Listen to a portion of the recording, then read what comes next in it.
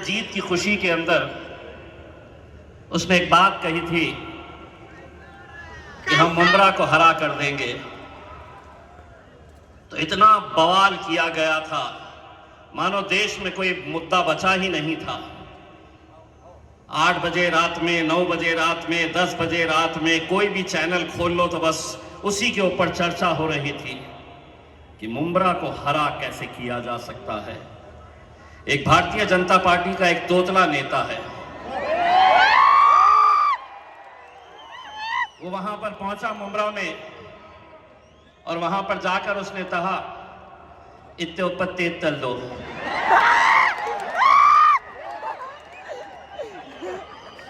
Police वाले बोले क्या कर दो? तो बोले इत्ते ऊपर तेज तल दो।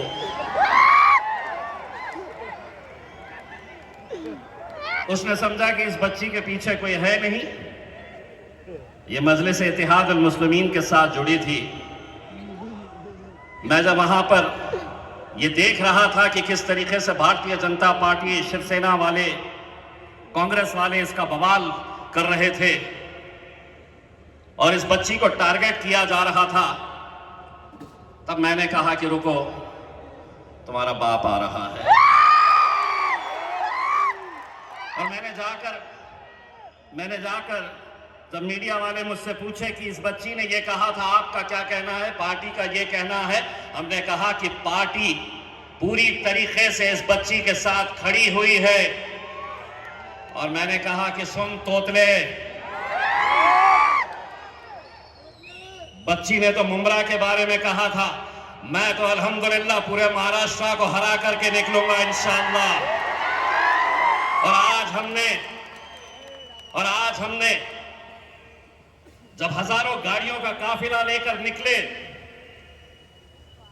तो झंडे कौन से कलर के थे पता है? महाराष्ट्र के कोने कोने से गाड़ियों पर हमने तिरंगा लहराते हुए मजलिस इत्तेहाद उल मुस्लिमीन के हरे झंडों को लगाकर हम यहां पर आए। मैं सिर्फ इतना कहना चाहूंगा कि महाराष्ट्र में हाल ही के महानगर पालिका और नगर परिषद के इलेक्शन में महानगर पालिका में 125 सीटें और नगर परिषद में 83 सीटें जीते हमने। उसमें आप लोगों का भी हाथ है, क्योंकि मुझे पूरा यकीन है कि जिस दिन नतीजे आ रहे थे उस दिन दुआओं के लिए आपके भी हाथ उठे थे कि या अल्लाह मजलिस को कामयाब कर दे। लेकिन इस जीत का सेहरा अगर किसी के सर पे जाता है, ये जीत अगर किसी की वजह से मुमकिन हुई है, तो सिर्फ और सिर्फ हमारे कायद बैरिस्टर असदुद्दीन अवैसी साहब और अकबरुद्दीन अवैसी साहब की वजह से ये मुमकिन हुई है। सही है, बिल्कुल। कहां कहां, कैसे कैसे, क्या क्या चल रहा था।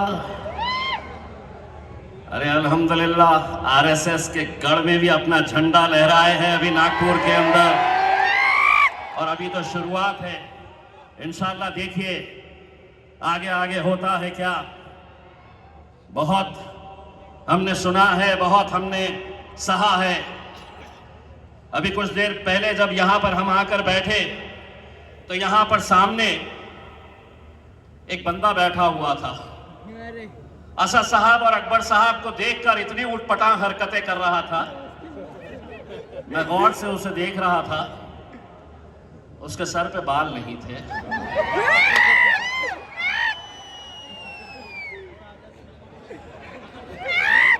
वो बोलना असद में इसलिए जरूरी है। मैं बोला कैसा आ गया उन्हें वहां से यहाँ पे। और हमारे मजलिस के जिम्मेदार, कितनी गलत बात है, उसको उठाकर लेकर चले गए, यहां से उठा के वहां पे बाहर लेकर चले गए।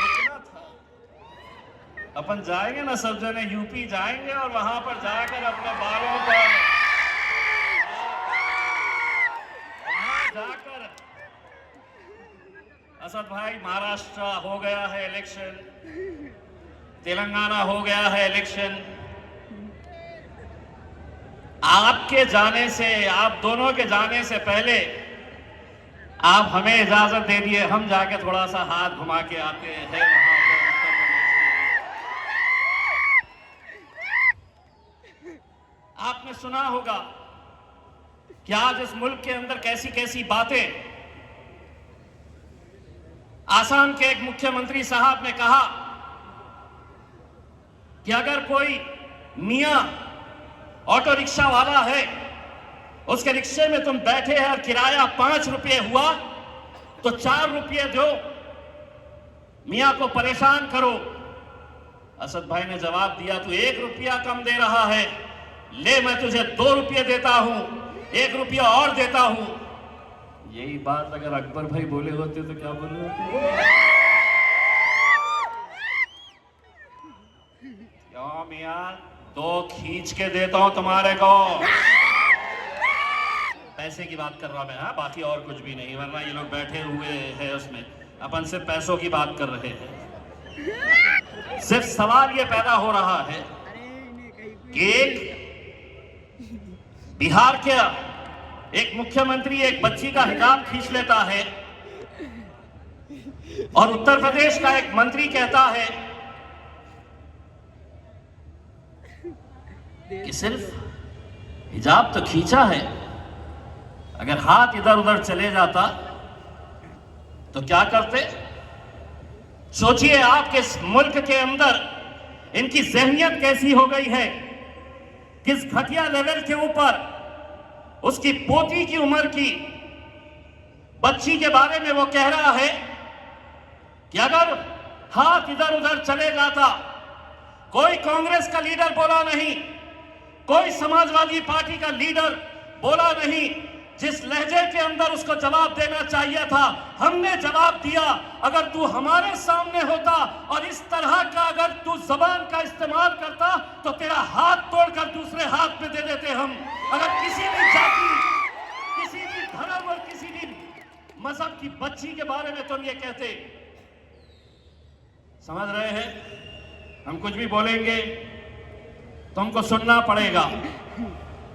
नहीं, हम कोई दूसरी सियासत जमात को मानने वाले नहीं है, हम शेरों की जमात से ताल्लुक रखने वाले हैं। हमने अगर बोलना सीखा है तो अकबरुद्दीन अवैसी साहब से और असदुद्दीन अवैसी साहब से बोलना सीखा है। और इतने सालों तक तुम बोलते थे, अब हमें मौका है, अब हम बोलेंगे और तुम्हारे